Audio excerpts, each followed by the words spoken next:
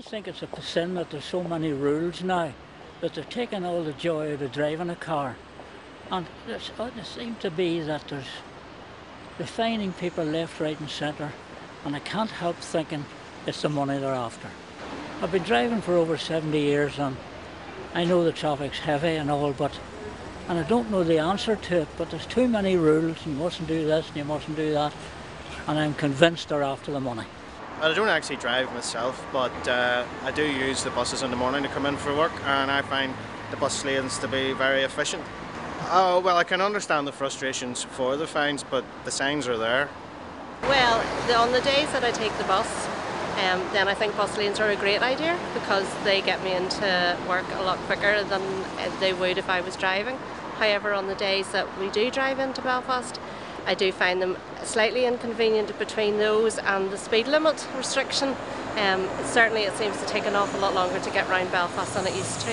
I think where the fines are significant, they maybe need to look at the signage and maybe also reassess whether that's a good use of allowing people to get around the town, and whether with so many people falling foul of it, it's really a good idea and perhaps it should be re-looked at again. Yeah, well, I rely on bus lanes to get to and from work. I commute through the bus lanes, and I find that to be very beneficial to me to obviously make it to work on time and go about my daily business. I travel in from Lagmore, up near Lisburn in West Belfast, so obviously it's the end of the bus lane, and of course getting to and from work can be quite a hassle, but it's a big help whenever we have the bus lanes open. Well, my immediate reaction is don't bring my car into Belfast. Not a good idea if you're going to have to pay for it. Car parks are dear enough and things like that, so I don't bring my car, I come on the train.